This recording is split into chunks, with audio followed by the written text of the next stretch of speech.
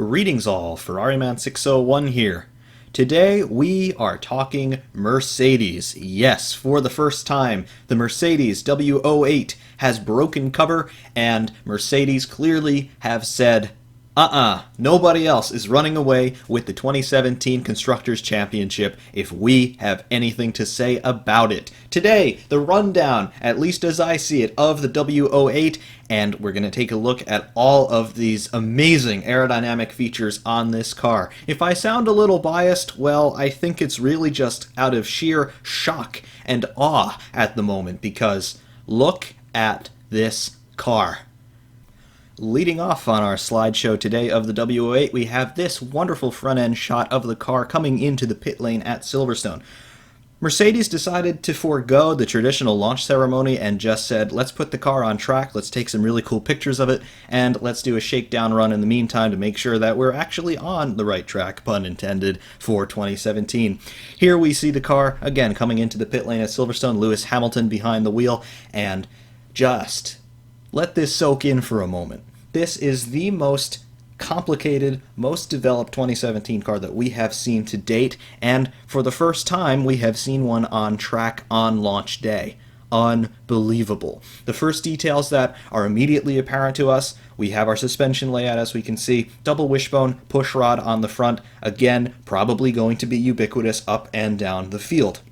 Also, a big feature to note here, look at that nose cone and look at the absence of a thumbnail or a finger appendage. This is a traditional single-element nose cone that Mercedes are employing. The front wing, of course, mounted to it via pylons, which I have to say look very short and kind of small, but it apparently has passed all of the FIA loading tests as well as any other engineering constraints that the designers have put on it. So Mercedes, so far the first team to be running a conventional nose cone structure, and I have to say it looks a whole lot better than any other solutions that we have seen thus far. Attached to the nose, of course, we have that front wing, and this one is the most complex that we have seen yet. So far, I have counted 5 distinct flap elements on this wing above the main plane there, the neutral section, the flat straight section across the front of the wing, as well as these cascade elements that we can see on the outboard sides of the wing. They are so amazingly well conceived at this point, and you can tell that there has been so much work done in the wind tunnel and with CFD designing this front wing. The end fences there, they are multi-layered. I don't think I've seen this before on a Formula One car. Of course, you have the inverted U channel across the extreme outboard faces of the bottom of the end fences there, which is pretty normal. We've been seeing this for decades, I would say, in Formula One. However, inboard of that, on the inboard side of the end fences, we have a secondary U channel, a much larger, much wider one, and you see that it is multi-stepped. I am counting 1, 2, 3, 4, 5 elements to that secondary inboard U channel on those end fences, which seem to feed up into the upper elements of the main wing flaps, as well as to an inboard wing element of the end fence itself. Above that, and slightly to further inboard, we see another flap element, another cascade element. It's sort of a hybrid between a flap and a cascade, but there are 2 distinct horizontal elements to that as well, 2 distinct flaps, and then we have these 2 protrusions that are leading up vertically out of that cascade element. One is an interesting bulbous sort of protrusion that's sitting on a stalk. This is probably for some sort of instrumentation, be it pressure or something along those lines. Can't quite tell. There's probably no way for us ever to know. And then to the side of that outboard, we have another vertical flow modifier. I won't call it a flap and I won't quite call it a turning vane, but it's a flow modifier of some sort just sitting there. So many individual elements on this wing, it is just overwhelming. Moving toward the chassis itself and moving slightly rearward toward the cockpit area, we can see some bargeboard action going on here, particularly on screen right, the left-hand side of the car. We can see just below the lower wishbone on the left suspension, left front, screen right again for us, we can see those barge boards, and we can see that they are multi-layered, multi-step barge boards with these very jagged 90-degree angles cut into them. It seems that jagged angles that are approaching air horizontally are actually very good aerodynamically, even though something that is approaching the airstream perpendicularly, you want it to be pointy or rounded, but air behaves differently when you have a flat surface presenting toward the wind stream versus a pointed one, and apparently Mercedes have found some sort of benefit with this, and they're running it on the car.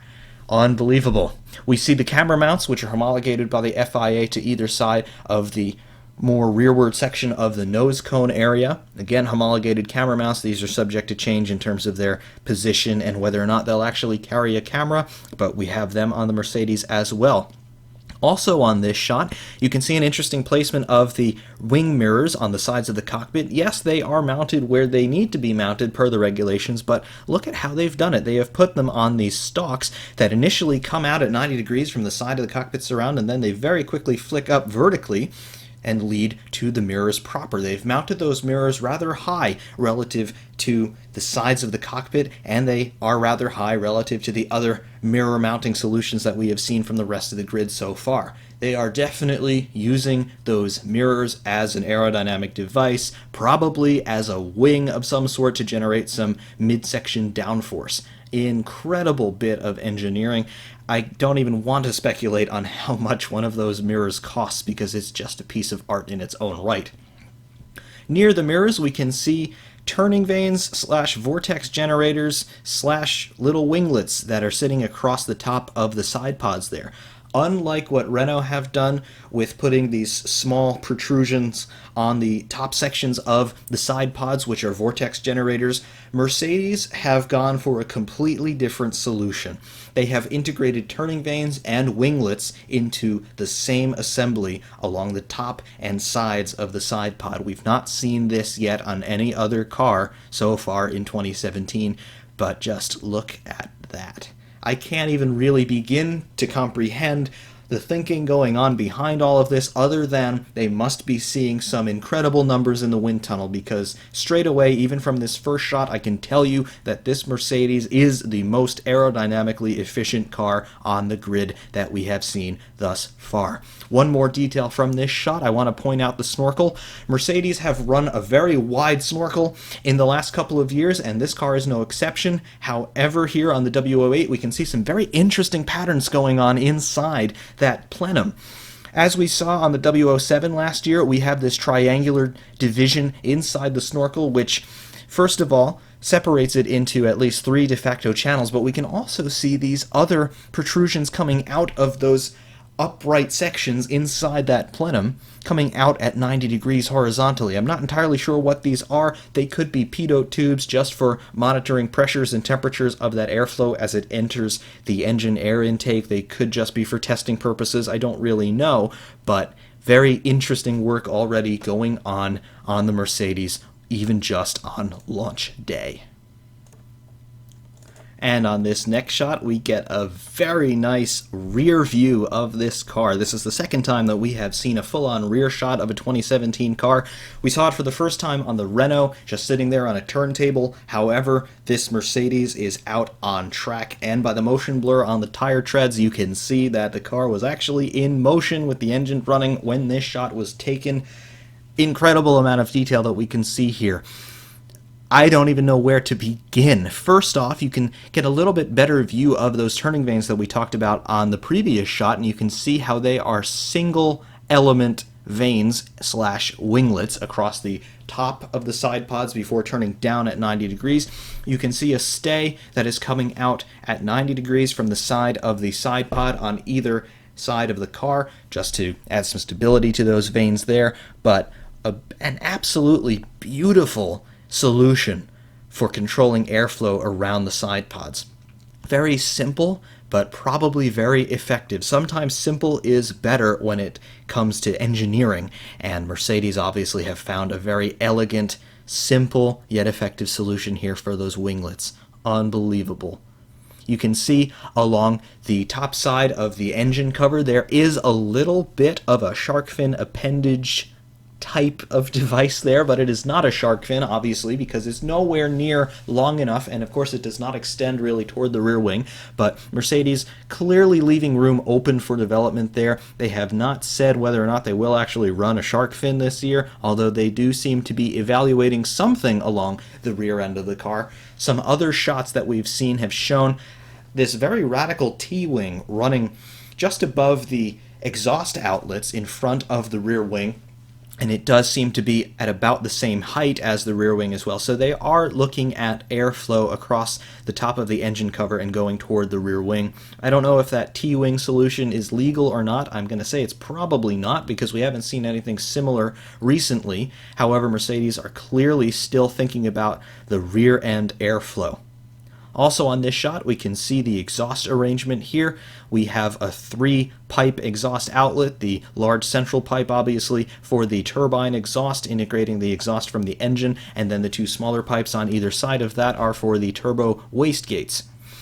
Also, we can see a very aggressive rear-end treatment on this car, and we're going to have some better shots from overhead a little bit later on, but you can see just how tight the packaging is. That Mercedes engine must be very compact, and of course, because Mercedes are developing the engine and the chassis simultaneously, they know exactly what the dimensions are and exactly what the tolerances they need are in order to keep that engine happy, and also to keep the rest of the car happy when it comes to mechanical configuration and aerodynamics. We can see the rear suspension here. We have a pull rod solution on the rear, just like Red Bull had starting on their RB6 and RB7, and then they continue to exploit that to great success all the way up into 2013 with the RB9. Mercedes, as well as Renault, have gone for a pull rod rear suspension configuration. I'm not entirely sure about the Force India or the Sauber, because we really haven't seen good rear end shots of those cars, but Mercedes and Renault are in the pull rod club on the rear this year. Additionally, other details we can see here on the rear end, we have those winglets integrated into the rear brake ducts, just like we saw on the Renault. These appear to have even more individual flap elements in them than those on the Renault. Obviously just trying to induce a little bit more aerodynamic downforce on the rear wheels themselves, add a little bit more stability in the process. Additionally, we can see a fairly good representation of the diffuser on this car. It's difficult to see into the diffuser looking straight ahead toward the nose section because obviously it falls into shadow, but we can see a very well-developed diffuser solution already on this car. Another single-layer diffuser by the looks of it, at least from this shot. I think that's to comply with the regulations, of course, but we can definitely see those 4 vertical strakes coming down from the top section of the diffuser toward the ground, just to condition the airflow before it gets shot out at very high speed from the rear section of the car, just to create some more downforce. Also, we can see the rear crash structure with the rain light, and just to the front of that, from our vantage point, we have these 2 semicircular areas of open bodywork. We've seen this on cars since 2009, I want to say, since this spirit of regulations has been in existence with these very tightly packaged rear ends. But clearly what they are trying to do here is to exhaust that hot air from the radiators and use it for an aerodynamic benefit. It looks to me that they are trying to blow the bottom section of the rear wing here. I'm not entirely sure from this shot if this horizontal bar that we are seeing across the rear of the car, I'm not entirely sure if we are seeing the lower wishbones on the rear suspension or if this is a lower element to the wing. I think we're seeing the lower wishbones here on the rear end rather than it being an element on the wing. But clearly Mercedes are using that energized flow of hot air from the radiators for an aerodynamic benefit. They want to blow the rear suspension, use it as an aerodynamic device. People are a little shaky on that, whether or not that constitutes a movable aerodynamic device. I know Gordon Murray many years ago went on record to say that suspension is a movable aero device, but whatever, people have been doing it for years, and Mercedes are, of course, going to exploit every last loophole they can find.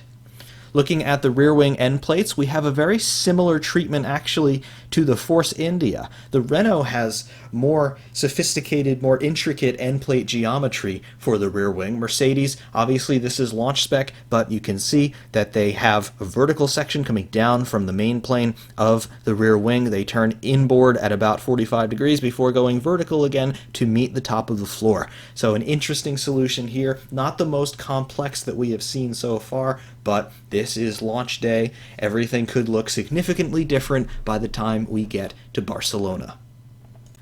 And on this next shot, we have a profile view of the car. Just look at the details here. There are so many things to talk about. First of all, we have a better look at the front wing end plates, and you can see just how complex they are. On the extreme outboard side of those end plates, we can see more winglets. We see one that starts in the forwardmost section of the end plate, roughly toward the middle, and that is a very small flick up that is obviously directing air up and over the front wheel. And there is a secondary one just behind it. It's black on black, so it's a little difficult to discern here, but it looks like this section of the end plate, first of all, it curves out and away from the main section of the end plate, but it also curves up at, starts to ramp from about a 40-degree angle all the way up to a 90-degree angle. So very aggressive profile there to scoop the air up and get it around the front tire. Of course, that is going to be producing a lot of needless drag. Toward the midsection of the car, though, this is where things start to get very interesting. I mentioned the barge boards before, and you can see them here, and you can see that serrated profile on the lower forward side of the barge board. This is evocative of things that Ferrari and McLaren were running in 2006 through 2008, so barge boards are well and truly back in Formula One. But even more interesting than the barge board, look above them and slightly forward. You see this black protrusion coming out from the side of the chassis. This is a canard wing. I cannot remember definitively the last time we saw canard wings in Formula One. I want to say 2008 on the McLaren MP423 and the Ferrari F2008, and of course that idea was copied by a few other teams then as well, but full canard wings back on a Formula One car. This is the first time we have seen this in 2017, and it is just magnificent. You can see a very complex profile to this wing as well. It not only sweeps back at about a 45-50 degree angle toward the radiator inlets, but it also twists a little bit about the x-axis. So clearly they are using this as a multifunction device. Number one, they want to funnel some air into the radiator inlets for cooling and engine air intake purposes, but at the same time it also looks like they want to use these canard wings to produce a little bit more downforce in their own right. Absolutely incredible union of form and function here. In addition, we see the turning vanes now from a profile shot, and something that was not apparent on the first couple of angles we saw. If you look at the forwardmost section of these turning vanes, we have at least two distinct elements that are placed before the turning vane proper. So we have a forward element, which is smaller and slightly more outboard than the rear element of these vertical winglets, I guess we can call them, vertical supplemental vanes, I guess we could call them. I'm not entirely sure what the terminology is for some of this stuff. It's so radical. But you can see them there, and they are curving toward the chassis. They are curving toward the car center line. So again, it looks like they are trying to pick up perhaps some of the flow coming off of the barge boards and then steer it around the car. You'll also notice that there is a substantial gap between the turning vane proper and the side of the side pod. So if I were a betting man, I would say that Mercedes have taken the flow coming off of the barge board, and then they are trying to scoop it up and redirect it around the side pod with these supplemental vanes and accelerate it toward the rear of the car and blow the top section of the floor. Speaking of the floor, we have an incredible amount of detail there. First of all, just below the Petronas logo on the side pod and turning vane, you can see how the floor folds up in on itself, almost at 90 degrees vertical there. This is a detail that we've seen on many cars over the years, so it's nothing too remarkable, but you can also see slightly arrears of that in front of the rear tire. You can see these very jagged corrugations in the floor. Now, this is launch spec, And I'm sure all of this is subject to change, but we do know that this area of the floor in particular is very important to the aerodynamicists when it comes to controlling turbulent flow, particularly to get that flow condition to pass into the diffuser section as well as to pass around the rear tires. You want to get that flow as smooth as you can so that those rear tires do not produce too much drag for you. Additionally, you want to accelerate that flow so you get more effectiveness out of your diffuser. These corrugations here are certainly doing something to influence that. You can see they're all angled at about 45 degrees from straight ahead, so they are trying to turn the air into the center floor section of the car. Brilliant stuff. These, of course, have to be closed. They cannot be holes. They cannot penetrate vertically through the reference plane because that is not allowed, of course. However, these guys are absolutely pushing the rulebook to the limit already, and I absolutely love it. If you can look slightly toward the car center line from starting at the edge of the reference plane where we see these corrugations, you can see a very small semicircular protrusion. This, I'm led to believe, is an infrared sensor.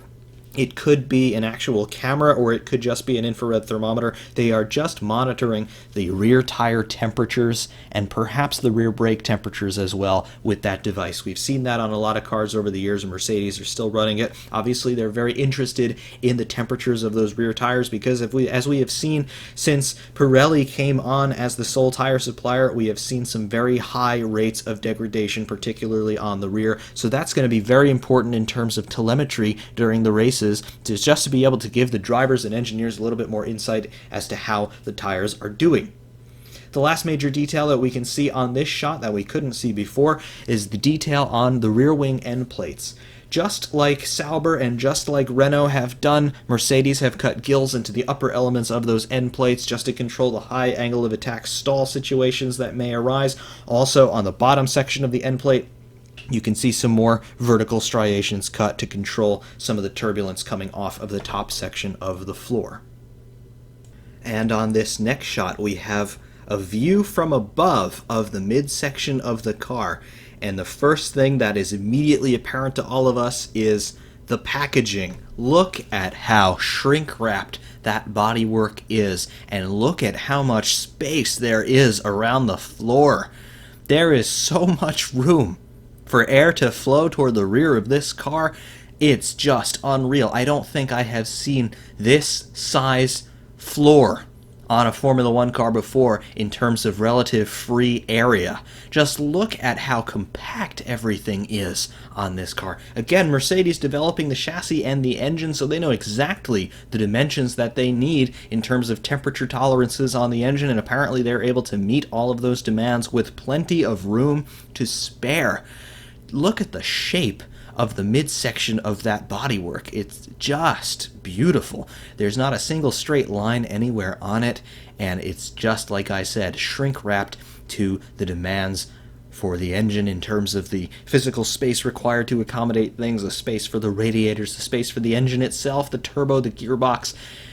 I would love to see the configuration that they have going on under the skin, and I'm sure all of you would as well, but those shut lines are going to remain shut and bolted, at least for now, because that is a very highly classified secret at this moment.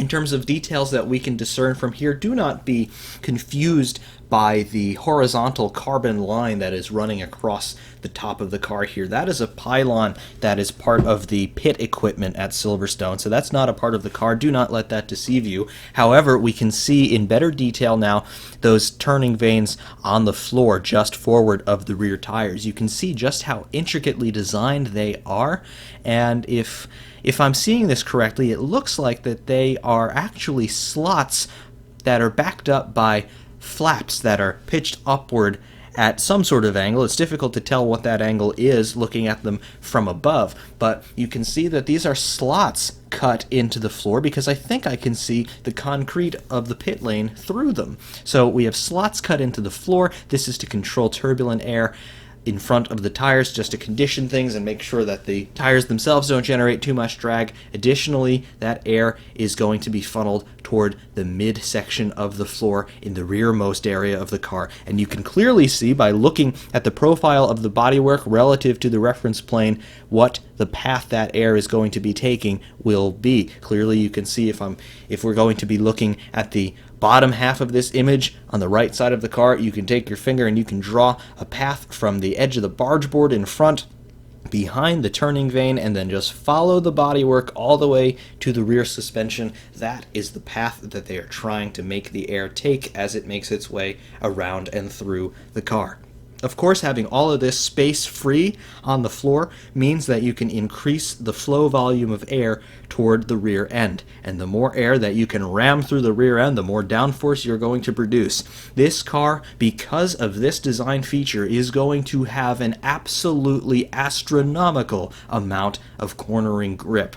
This car, so far, easily is going to be the fastest one of those that we have seen so far. The development potential here, just look at all of that empty space the engineers have to play with. Absolutely immense potential that this car has already. It's already far and away going to be the fastest Formula One car around a corner that we've probably seen since 2008 at very least. If that engine is knocking on the 1,000 horsepower mark, however, this could be among the fastest Formula One cars ever seen.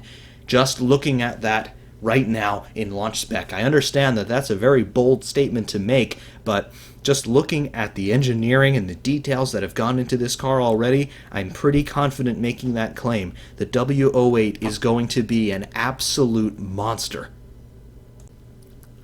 And on this next shot, we pull away from the car a little bit. We're still looking at it somewhat from above, but we have returned to the front section and a little bit more details become apparent from this angle.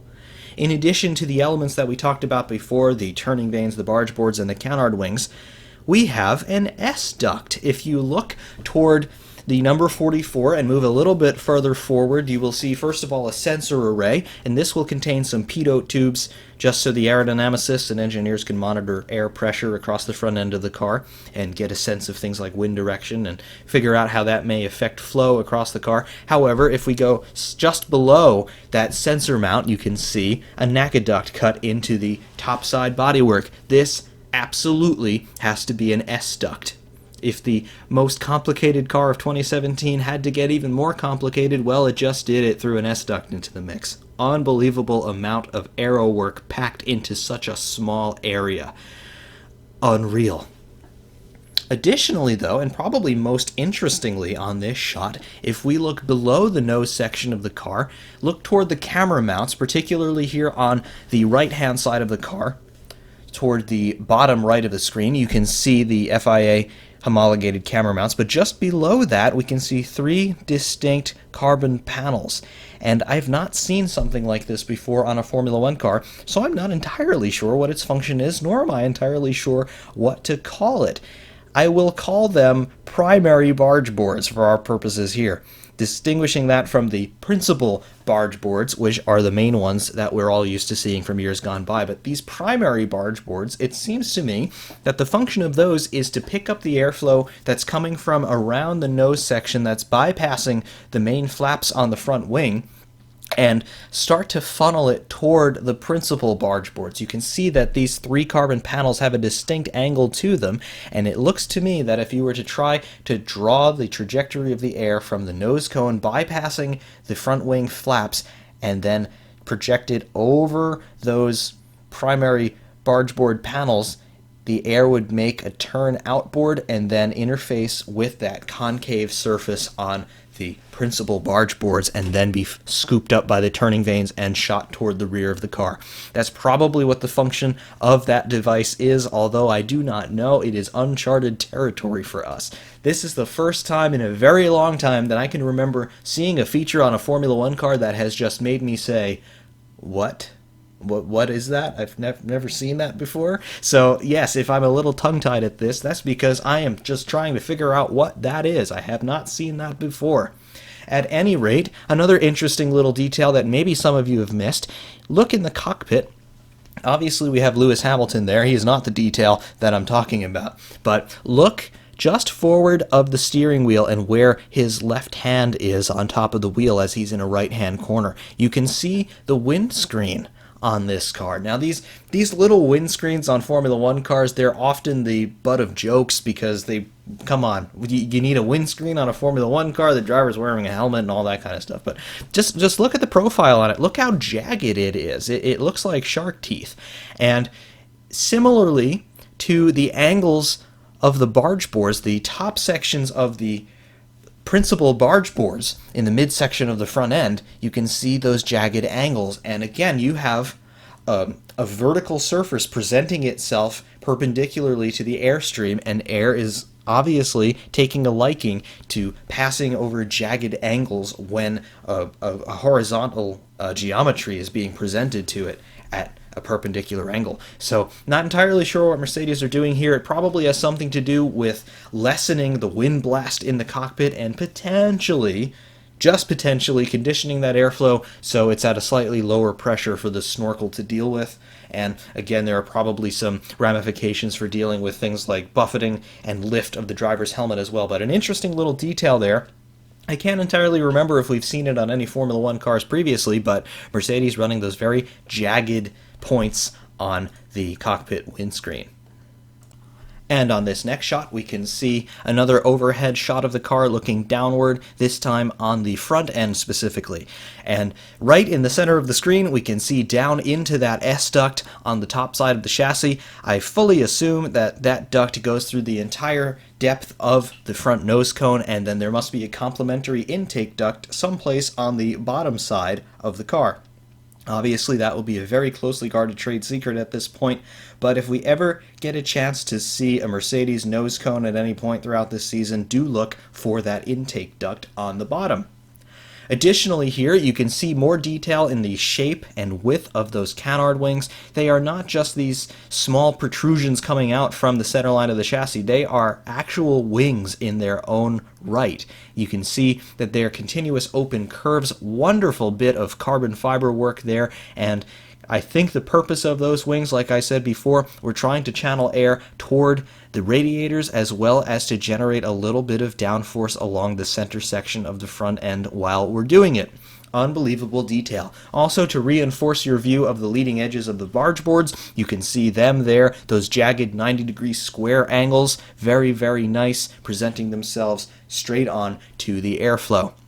Additionally, on the front wing, you can see that there are, in fact, 5 individual flap elements on either side of the front wing, in addition to the homologated delta profile that we're seeing.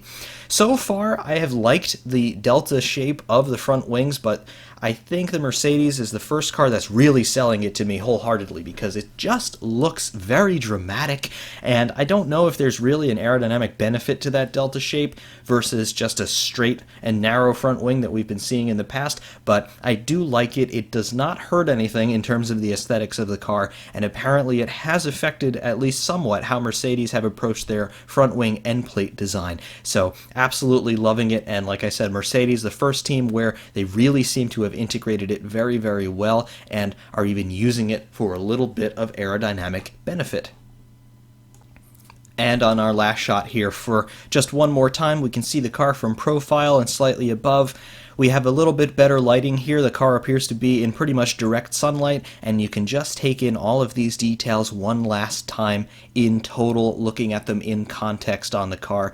The only other detail that I want to point out here is the DRS actuator on the rear wing. You can see the actuator assembly itself, that bulbous section that is facing straight on to the windstream in line with the proto shark fin on the rear bodywork on the engine cover, and then you can actually see the armature that's going to the main plane of the wing itself to actuate that flap in an up and down, open and closed state. Very nice, and actually a pretty pedestrian DRS actuator in terms of its placement as well as its overall form and size, because we've been seeing this since DRS was actually introduced in 2011. But very cool nonetheless. Also in direct sunlight here, you can get another look at the livery, and actually I think a better look at the livery. You can see how the paint color transitions from that carbon black into the silver. Obviously, Mercedes calling themselves the Silver Arrows for a very long time now, and they're paying homage to that with this livery. You can also see AMG EQ Power Plus on the side of the engine cover. This EQ Power Plus designation is one that all high-performance AMG Mercedes road cars with any sort of electric drive components will be carrying this year. This is a new marketing ploy from Mercedes to market their latest and greatest in road car technology as well. So whether or not a Formula One car has any relevance to road car technology, and this is an ongoing debate that has been for pretty much ever in terms of Formula One history, Mercedes at least trying to say, hey look, EQ Power Plus, you can get one at your Mercedes dealership. Our Formula One car also has one. Are they one and the same? Absolutely not, but marketing, what is it? Why do we need it? I don't know. There it is. No other real details to cover here that I have not spoken about already, but you can just get one last look at how this car looks in totality and just take it in, guys. We're going to be seeing a lot of this car this year, probably at the front of the grid for every Grand Prix, as we have seen in the last 3 years. But if this is what they're going to field, they wholeheartedly deserve it. Mercedes have done one incredible job with this car. It's already the most sophisticated in terms of aero development that we've seen this year. I know we have some heavy hitters to come, namely McLaren, Ferrari, and Red Bull, and any one of those teams, if not all three of them, have the resources and the potential to field a car that could be a proper competitor to this one. But Mercedes, they are the reigning Constructors' champions. They are known around the world for the reliability, the robustness, and just the sheer engineering prowess of their road cars, and this is obviously transmitted into Formula One as well, having won back-to-back-to-back Constructors and Drivers' championships. Unbelievable car. I can't wait to see more of it, and of course I can't wait to see what Ferrari, McLaren, and Red Bull have to offer, because those guys are going to be the principal competitors to Mercedes this year. Maybe Renault will be in the mix as well, but we will have to wait and see. Until we see some more cars, however, that is all I have for you today. Thank you all very, very much for watching. I hope you're enjoying these car launch commentaries, because I'm certainly enjoying the chance to make them for all of you. I absolutely love having a look at these cars, just like all of you must do, and I love hearing your thoughts and your observations on the points that I raise here. So thank you very, very much for watching, and of course, Ferrari Man 601 saying, we will see you soon.